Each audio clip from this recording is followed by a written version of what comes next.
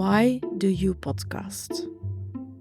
Een podcastreeks waarin podcasters vertellen over waarom ze podcasten.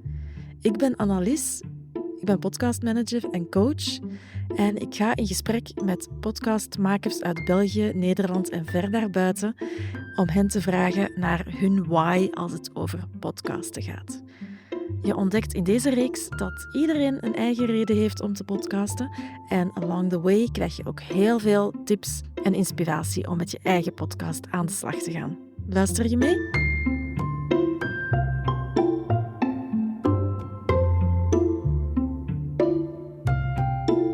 Hello Jeremy, welcome on Why Do You Podcast? Hi, Anne. So thank you so much for having me on. Yeah, it's really cool to have you here because I'm a member of your podcast marketing academy and I'm learning a lot from you, which is funny because I found you on Google and at the time you did not have a podcast, but you are a podcast marketing expert. Yeah, I have had several. I think I just started a new one as we're recording this. I think this is my fifth all time, but I tend to go in spurts where I'll like do one show for a season or two and then take a year or two long break and then come back to another one. So yeah, it's been a while since my last one, but I'm excited to be back with a new one. Okay, yeah, serial podcaster. Yeah. Okay, so what's the title of your new podcast?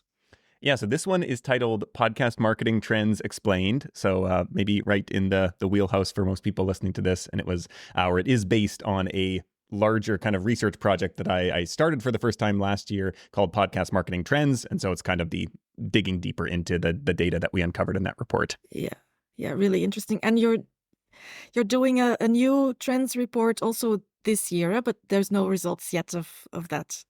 Yeah, so we just closed the survey a couple weeks ago as of this recording. So now it's kind of all the digging into it and then getting all the visuals and putting together a report and all that stuff that takes a long time to actually go through it. I can imagine. Anything that stands out already that you can share maybe? I haven't looked too closely into it yet. There are a few things that I asked a bunch of new questions this time around. And one of the ones that I was curious about was around like cross-episode retention data. And so very few people have access to this. It's only really on the Chartable plan you can get this data. So there's some other analytics platforms that are more for like brands and enterprise companies where you can kind of see some of this. But essentially like what percentage of people who, listen to one episode come back for the next episode. And this is, it's on the paid Chartable plan as well. So it's not on the free plan, which anybody could access. But I have started to look into some of that, but I was a little bit, I don't know how telling it's going to be because so few people actually are tracking that, which is interesting in its own right, but it's something that I've kind of become curious about is, we see these download metrics in our in our podcast hosting platforms, and maybe we see, 500 downloads every single episode. And one interpretation of that is that we have 500 people who listen to every single episode. And another interpretation is that there are 500 new people each episode and who don't stick around and listen to another one. And so we don't really know what that is. Yeah. And it's probably somewhere in between. Yeah. It's in podcasting, it's a lot of guessing and yeah, I know. Yeah. Sometimes frustrating, but I try not to worry too much about the numbers and just try to focus on having fun. Yes. So with the podcast marketing trends explained, you don't do it by yourself. You have a co-host, if I'm not mistaken.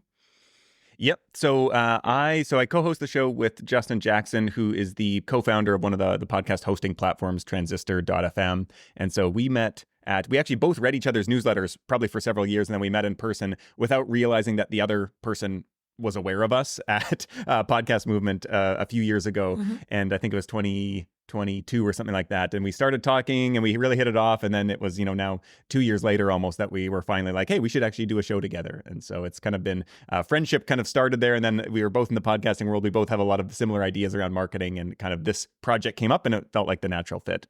Yeah, okay. And how many episodes are you in now? So we have as we're recording this, we've just released episode 11, I think. We've recorded, 16 or 17 or something like that.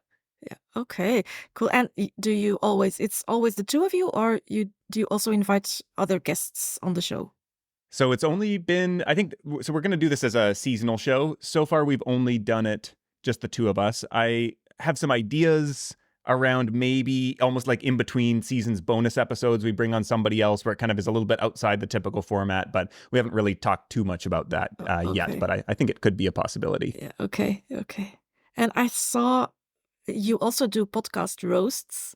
Yes. Yeah. So there's two kind of episode formats that we've done. And so one is kind of digging into the data. And then we started this other version of the show, or this other format, where we initially thought it was just going to be something we do where listeners, if they left us a review, they could submit their show to be kind of roasted or just like kind of dissected their packaging and say like, oh, here's some things we would improve.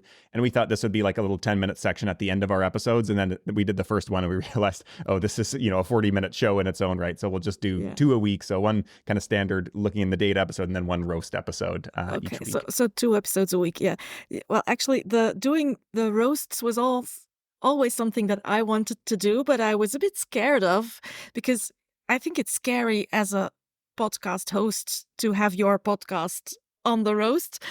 But also for me to do the roasting feels scary because, giving feedback is not always easy.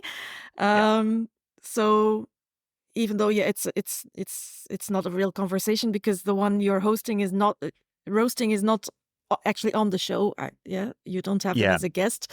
You just talk about them and their podcast. It feels a bit like talking behind their back. Yeah, and it's funny because like everybody submits their show, so they've kind of signed up for it. They kind of, and people want it. And a lot of people, almost everybody we've roasted so far, I've had some kind of previous back and forth through LinkedIn or Twitter, or they've responded to my emails in the past. So I'm kind of aware of them. And what I've been doing with my emails leading up, like when I shared the roast episodes when they go live on Fridays, is I've been kind of like really like playing into like the building up the story of like creating tension essentially and making it sound like there's a lot wrong with the show and like it's all this big deal, and kind of it's been a fun writing exercise to just like, how can I like create some tension in this, and knowing that we don't actually go that hard on them in the episode. But every time then and being in Europe as well, like you are, most of the roastees have been in North America, I think, to this point. Actually, there have been some UK ones, but I'm kind of aware that, okay, they're not going to see this till later in the day, and I'll send them an email usually. But then I'm always sitting on pins and needles, and I'm kind of like, okay, I hope they take this well, or I hope they're receptive to what we said. And so there's this like inverse where, we're roasting then, and I'm just like waiting every time I see an email come back from them, and I'm just like, oh, now I'm going to get roasted for my roasting of their show. And everybody's been really grateful so far. So that hasn't happened, but Yeah, well, you've given me the courage to also start doing it, and I've already lined up 3 candidates. Mm-hmm. I haven't recorded anything yet. It's not for this podcast. It's for my other podcast, which is called Podcast Growth. But usually for this podcast, Why Do You Podcast? I have a guest in every episode. I've never had any guests in 95 episodes ask me, can I listen to the recording before it goes live? Mm-hmm. Never, ever. Now, these 3 have all said, I would like to listen to the recording before it goes live. Yep. Even they're not really a guest on the episode. I'm just talking about their podcast, but yeah. Yeah, that makes sense to me. Yeah. So we will see how it goes, but I'm actually looking forward to start doing those episodes also. Yeah. Yeah. Yeah. Jeremy, the question, because I've already said I found you on Google and I subscribed to your newsletter. I downloaded your free course about podcast marketing, but you didn't have a podcast at the time. So why do you podcast, and why is it that there's so many gaps between podcasts? For me personally? Yeah. This is the big question of the show, I guess. I think about, so I'm not sure where your audience is for this show necessarily, but I'm a business owner kind of first and foremost. I guess I think of myself more as a creator that happens to have a business. The business obviously allows me to keep creating stuff. But I think at this, where I'm at right now, I have many like creative podcast ideas that would probably have no business value. But for right now, it's kind of like everything that I do creatively, content wise, needs to serve the business in some way. And so usually I'm kind of thinking about, what can a podcast do for me here? There's some element of creative expression, but also it needs to be, that time expenditure needs to be doing something for the business, either attracting new audience or kind of nurturing existing audience. And with this show, I write it was weekly for a long time now. It's a daily newsletter so it's a kind of a 2-minute kind of podcast marketing and creative kind of tip per day. And so I've sent that now for 3 years. The past few months have been daily. Previously it was weekly. So several hundred issues of that. And that has always been, I kind of designed that as a complement to what I was doing previously. And so I've kind of always had different kind of creative. I had another long form newsletter. I did long form blogging. And then I was like, actually, I need something short form that I can deliver regularly that is really consumable. And so that was the newsletter.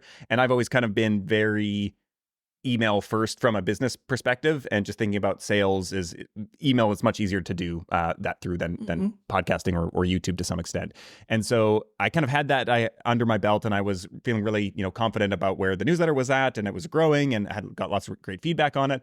But there's always these topics that, especially when you put a constraint like a 2-minute newsletter, there's going to be things that you just can't really discuss in a lot of depth. And writing for me has always been one way I'll have some idea and I'm like, oh, there's something interesting here, but I don't know what it is. And writing is the way to kind of bring structure to it and figure out my own thinking around it. But then there's other more organic types of discovery around concepts, or things that I have the foundation. I've written about this concept in the newsletter in a little 2-minute read, but there's a lot of stuff that I'm like, actually, I'd like to talk about this with somebody and explore this in more depth. And that's where the podcast has really come in. And part of it, we didn't really know necessarily where the show was going to go. We knew, okay, well, so I did this report, I did this big research project, spent just like hundreds of hours to put this together in terms of everything that went into it. And we published a finished kind of report website. And that was some of the data that was collected, but it wasn't all of it. And then I was thinking too, like, oh, this is an interesting thing that I've created now, that there's more value here. And it's, when I think about a report website, stuff, I like reading that kind of stuff for any industry that I'm in, or kind of creative platform or whatever. But you kind of read it and maybe you take some insights away and then you forget about it essentially. And it's kind of this little quick hit thing. And I was kind of thinking, going through the data, I'm like, there's actually so much nuance to this. And you just don't get it in the report. Or to give all the nuance, I would have to it would just be this unreadable, huge, long thing. And so I thought, actually, okay, I've already done all the work of compiling this data. It would actually be really fun and to some extent easy, if we take out the post-production stuff, to talk about this in a podcast and actually dig into those nuances and give examples and kind of debate maybe some of the things. And because that was one of the other things that came out of it, was there are a lot of the data points in the report that they don't say anything definitive. They're kind of open to interpretation. And it's like, okay, we see the data here, but what does that mean? And I can say, well, I suspect that this is what's happening here and this is why, but somebody else could look at it and say, actually, I think maybe this is what's going on here. And so that was kind of where, for this show specifically, it was kind of like, we've got this thing that probably hasn't been fully explored yet. And there's a lot of interesting stuff here. So what if we just, did a season, and maybe we do a season for each year the report comes out, where we then over 10 or 20 episodes kind of go deeper into it and explain some of the nuances in a way that is going to be more helpful for people than just the report on its own. Yeah. Okay. Yeah. Yeah. So for you, it is important to have the podcast really related to your business and doing something for your business also. Yeah. Yeah, right now, I think, like I said, my first ever podcast was a podcast about ice cream in Vancouver, Canada, where I'm from. And so me and two friends, we have a three-way co-hosted show. And every episode, we went to a different kind of like craft ice cream shop in Vancouver. And we like recorded live on location, the whole process of like picking our flavors and whatever. And then we went back and kind of had a debate about the ice cream and whatever. And it was just a pure, fun show. We had like 12 listeners per episode. And it was just fun for us. And then I've done a couple other shows that have been, I've done shows for clients where I kind of was fully in charge of creating it from the ground up, hosting, all that stuff. And then I've done a couple others for my business as well. But I think right now, just knowing my time kind of bandwidth and availability, it's kind of like, okay, if I'm going to do a show, it probably needs to be on the business side of things. And I definitely look forward to in the future.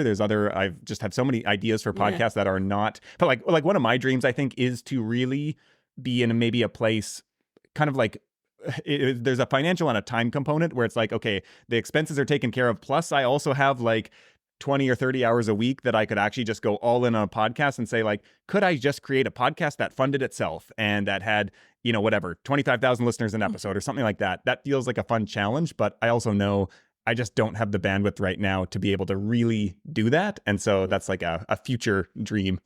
Yeah. Yeah. It's what I'm thinking right now with this podcast, because I'm loving this, but also my only reason for doing Why Do You Podcast is networking. Mm-hmm. Yeah. Mainly networking. Yeah. As a podcast manager, it's a way for me to get to know other podcasters, which are potential clients. But then again, I am spending a lot of time on this, recording 3-4 episodes a week. But I'm having so much fun. But I was thinking maybe I should cut it down to 1 episode a week, because it is getting a bit too much. But I'm having so much fun. So yeah, I'll think about it. But yeah. And I would say the other thing with this show in particular, usually when I start any, it can be a podcast, but when I start a newsletter or a new kind of creative project of some kind, there's always some kind of like, I'd like it to make money. I would like to build an audience. There's some big, main goal, but I always try to think about, and actually not just think about, but like intentionally design it around something else where even if that big outcome that I want doesn't happen, so nobody listens to it, or it doesn't make any money, or, whatever it is, that there's still some real benefit to me. And so with this case, it was kind of like you said that part of the show was for networking. Part of me was thinking about with this show, like, I want to get to know, I mean, Justin and I already had one call every week, but we would talk about podcasting stuff, but I was like, this is just going to be a fun way to, become better friends and like talk about this stuff that we've kind of talked around quite a bit, but not really in depth. And then the other piece was also the video aspect, where I'd never done a video show before. And this one, we really took the approach of like, okay, we're going to make this good for YouTube. And it is a lot of work. And I'm really glad we're doing this seasonally, because there is no way, especially with 2 episodes a week, which wasn't really our initial plan, like I mentioned, doing video well is so much work. And so I'm very excited that the end of the season is in sight. And there's going to be less demand on my schedule on video editing and production very soon. That's why I don't do video. Yes. Yeah. It's a lot. So, we've talked a lot about why do you podcast. What are lessons you've learned from podcasting, or gifts that you may have received from doing podcasts? Yeah, it's interesting with this new show. I've been kind of reminded of, the other interesting thing is the last show that I created, I hadn't done a lot of consistent content creation elsewhere at around that time. I'd started really taking writing more seriously. So the last show I started was in August, I think, 2020. And I started taking writing really seriously in January 2020. So I started publishing daily blog posts in January, but they got no views. And I was writing on Medium. I'd done some writing about podcasting in like 2017, but I kind of felt like, I wrote 50 blog posts and was like, I guess I've covered all the topics, and I just had no more inspiration around it. And then in 2020, kind of in the spring, I got back into writing podcasting a little bit. I started another newsletter that was one more general creative stuff. So it wasn't really aligned with podcasting. It wasn't really aligned with my business so much. To some extent it was, because, podcasters are creators. And that's what that main newsletter was for. But I didn't have this kind of overlap of people who had been regularly hearing from me. And so that podcast that I started, it was called Build a Better Wellness Biz. And it was mainly like online business for wellness businesses. And the reason was that most of my clients in my podcast production agency happened to be wellness businesses. Just kind of randomly, they just, I got referrals and they just kept happening. I was like, okay, after years of resisting, I was like, okay, maybe I should just lean into this. And if it's already happening, might as well like make a show for this. And it kind of became clear that, I didn't personally care about wellness businesses. I don't have a backstory in there. And so that show was just not a good fit for me, because I didn't have any intrinsic motivation to do it. But with this show, now that I've been publishing for 3 years, maybe, in my newsletter, writing a lot about podcasting, and have been pretty active in spurts on Twitter and LinkedIn. And so people really know me a lot better. And I get pretty good feedback in a lot of places, Twitter, LinkedIn, newsletter, email responses. But what's been so interesting is that now doing the podcast, the engagement has really skyrocketed. And like yesterday, I was on a call, three calls in a row, where every person that I talked to, they were like, "Oh, I was just listening to your podcast episode today." And I was like, "Oh, that's interesting." Like, huh.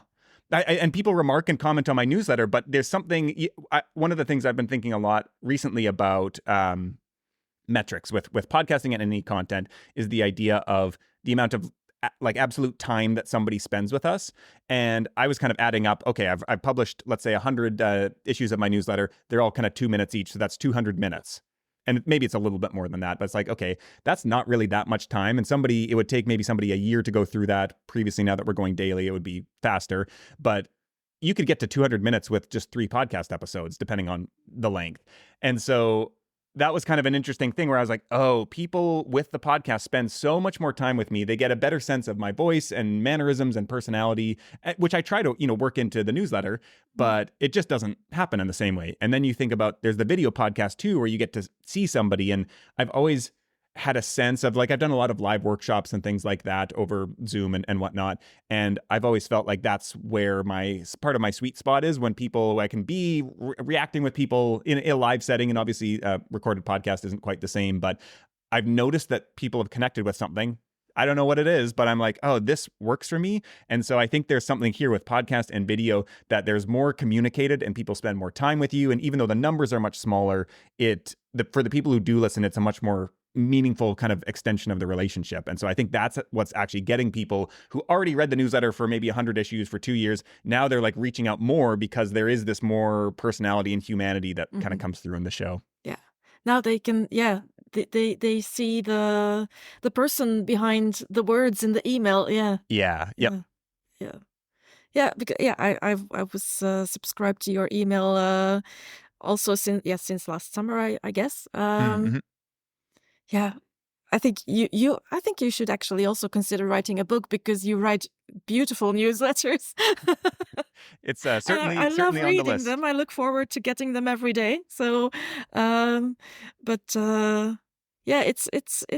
different in a podcast because people can hear your voice, and adding the video, they can see your face. So yeah. Yeah, and it's interesting that like different mediums have different values to some extent. And so like I study writing a lot, and I one of my favorite show right now is a show called How I Write, about writing. And and I read books about writing, read blogs about writing. Like I'm very much in that world too. And so much of good writing is about being very economical and like not like really condensing and compressing the ideas. And podcasting benefits from that as well, but you have a lot more bandwidth where somebody is not going to read a 60-minute article, but people listen to 60-minute podcasts all the time. And that doesn't mean you just want to be following every kind of tangent everywhere. You still want to keep generally on track. But a lot of times I'll remove stuff from my writing that might be like a little funny aside or tangent, because I'm kind of like, it doesn't really add to the point. I might be losing people here, especially in a newsletter where they're in their inbox and there's more things calling at their attention, where in a podcast, you can kind of have a bit more leeway to like make a joke or something, or just do a little thing where people actually, that's more of who you are as a person, that I kind of am a little sad to cut some of that out of the writing, even though I might write it in the first draft. And I'll occasionally still throw them in. But with podcasting, it's like, oh, I get to share more of myself that I intentionally edit out of my writing a lot of times. Yeah. You can have some jokes in your emails as well. I love this really stupid dad jokes at the end of Pat Flynn's newsletter. Oh yeah, yeah. And it's an incentive to read until the end, because the dad joke is coming in the end. Yeah. Yep. I always wonder where he finds all those. He must just have like a Google or maybe ChatGPT's making them up or something. Probably. Have you had any big blunders or bloopers with your podcast? Not with this one. Oh, so, well, okay, this isn't a big blunder or blooper, but the first 3 episodes, we kind of record every Tuesday. The first 3 episodes, we recorded through the episode once, and at the end, we were kind of like, all right, that was pretty good, but I think we could do better. And it was kind of like, I think it alternated who suggested it. And so the first 3 episodes, we basically finished recording. We're like, okay, I think that was a little maybe like good ideas, but our transitions weren't good. It was kind of too loose. We meandered a bit. Like, let's do it again. And so that was an interesting. I'd never really done that before, and you can't do that with an interview show. Really, you can do it with a solo show, but you more correct along the way as you're going through. But with this co-hosted show, I was like, oh, it's really interesting. And in every single one, I was like, oh, but there was there's a part of the first one where I was like, oh, that was really good. Like, what if we don't recreate that? And I think in all the second ones, we didn't actually recreate it, but it was still better as a whole. And that was really an interesting experience to do that, because it felt kind of like, oh, but like there was this stuff that was good. And I thought, like, can we mesh it together? And I thought, oh, this is going to be too complex. So we didn't do that. But that was no blunders there, but that was an interesting, just kind of like getting to the end, be like, close, but not quite. I have had more blunders on client shows, I think, in the past, where, and this is just, it happens to, I think, to every podcaster, where you publish something and there's like the music comes in at the wrong time, or whatever. And I've heard this happen for like huge shows as well, where I'm always surprised when it happens at that level, but it made me feel a lot better as a podcast like producer and like production agency owner. I don't produce shows for clients anymore, but seeing this on some shows, and I was like, oh, somebody missed something there. And I know how it happens, but those are always just, it's just, you get clammy instantly and all like sweaty, and you're just like, especially if you're out for a walk or something and you're listening, or the client sends you an email and you're like, have to run home and then edit the podcast and re-upload. Those are the worst. But we haven't had it happen to this show yet. I know that feeling. Yeah. Yeah. Or it's happened to me on podcasts that I make for my clients as well, because I don't think I've made any like mistakes in the editing. Not as far as I know, but yeah, in like putting a wrong link in the show notes or something, and then like you say, just when you're out, you get an email from your client saying, the link is wrong or it's not working, and then, oh fuck, or the guest name was misspelled or something like that. Yeah. I make a habit of checking and double checking that, because it has happened that my client puts the name of the guest in an email or in the briefing notes, and that it was spelled wrong. So I make a habit of checking and double checking that. But because I'm very sensitive about writing my own name and with double N, but people write it with one N or with an E in the end, or so. Yeah. And actually, this it was a blunder that almost was on.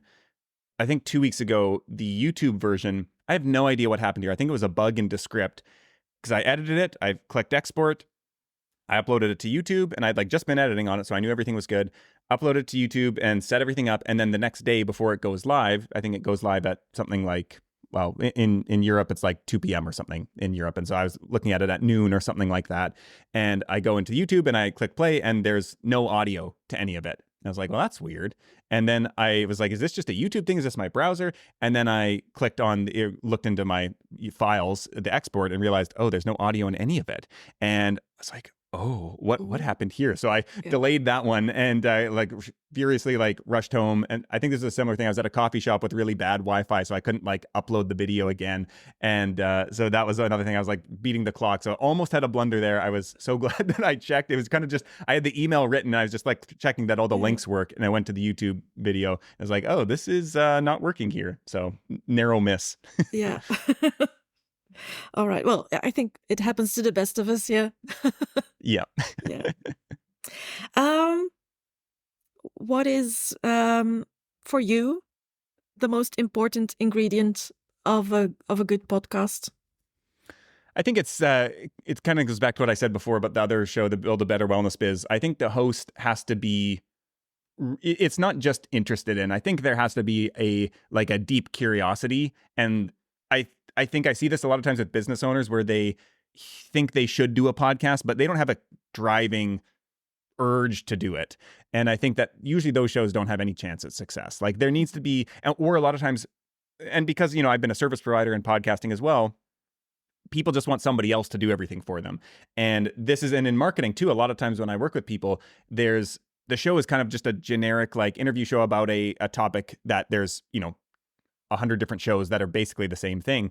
And they just want to say, well, just tell me what should the show be and I'll just do it. I'll say, I can't answer that. Like it has to come from something that's unique to you. That is the thing that will make this a interesting, marketable show, is taking these weird quirks about you and the way that you see the world and packaging it in a podcast. And so I think that is this core ingredient that is hard to teach. And you can, as a coach, you can help pull stuff out that you find interesting about the person that they probably can't see for themselves. And so that's the fun part for me, is talking with somebody and kind of realizing, picking up on some of the things that I notice just through conversation with them or listening to their episodes, and being able to say, like, you keep coming back to this thing. This seems like a really interesting thing that interests you, but you don't really give it a lot of time or attention, or the show's not really built around it. Like, what if we took that and made this the whole center of the show? And a lot of times that's where, like, they have this kind of like eyes light up moment. They're like, oh, interesting. Like, I've been avoiding that thing because I thought that people wouldn't be interested in that, or that like it only makes sense to me. And I'm like, yes, that's the thing, that it will make it interesting to other people in many cases, not all, but I think that's like, it really feels like the soul of the show kind of overlaps with the soul of the person to some extent, however you want to interpret that. Yeah, I totally agree. If it comes from the heart, then it will be a good show. And even if only like 5 people listen, if it's the right 5 people, then that's amazing, no? Yeah. Yep. And I of course, it depends on like what your goals are for the show. If like it's meant to bring in clients for your business and you need to bring in whatever 200 people a year, probably you need to have a show that's bigger than that. But I think depending on, there's like many reasons. Like I mentioned, the ice cream podcast, we had, I think, literally 12 listeners per episode. Like that was it. And the fun of the show was just an excuse to go eat ice cream with my friends. And like it's like one of the, I'll remember it for my whole life. And it's hard to put a price on something like that, an experience like that. It is. Is that podcast still online somewhere? Because I'm getting curious now. Yeah, it's I let the hosting lapse. Yeah. So the show, I initially had the show is called Rain City Scoop, and so one of Vancouver's nicknames is Rain City, and much like Belgium, it just rains all the time, all winter, and it's just gray. And so we had it on Libsyn initially, and then when we stopped publishing it, I just put it down to whatever they have a low ticket or kind of $5 a month plan to just keep it there, and eventually I let it go. But now that I'm on Transistor for my new shows, you get unlimited feeds on that hosting platform. So I think I should find the files and just re-upload it, because I talk about it enough and it's an interesting enough hook that like to a show, people are always interested in it. And there's been times that like at a conference or like a author book tour event, it came up. I don't know how it came up. I like asked a question and he asked me something back, and I was like, well, yeah, I have this ice cream about podcasts, and everybody in the room was like, huh? And, and I was like, oh, I guess that's interesting to people, even though we only have 12 listeners, but there is something there. Everyone loves ice cream, so yeah. Yeah, and might be interesting if I ever take a trip to Vancouver, and the places are still around. Maybe, yeah. Yeah. Okay, it's going back up. Okay. Cool. Now that's a promise you made on Why Do You Podcast, so I will take you up on that. It is binding. Yeah, legally binding. Yeah, there have been some promises made on this show in the past. So yeah, what you say, I remember. So all right, we're at the end already. I have one more question for you, because I'm not quitting yet with this show. So do you have anyone in mind that I could invite on the show? I mean, I would just say everybody who, I think you already made the post in the Podcast Marketing Academy community. So I think everyone there is probably all the people top of mind. So I would say probably you've already got a few of those people, and I will definitely mention this again when this goes live and re-prompt people to reach out. Yeah, that would be nice. I think about 7 or 8 people from the Podcast Marketing Academy have signed up. Great. Yeah, that's amazing. But of course, there's a lot more members inside the academy. So yeah. Yeah. Awesome. All right. Thank you. Thank you very much for your time and for the really fun conversation about podcasting. Always fun talking about podcasting, but yeah, thank you so much for having me. Always likewise on my side as well. One of my obviously favorite things to talk about, is it's basically one of the central things of my life at this stage of life. So really great to chat. Okay. Thank you very much. And I'll see you in the academy. Yeah. Sounds good.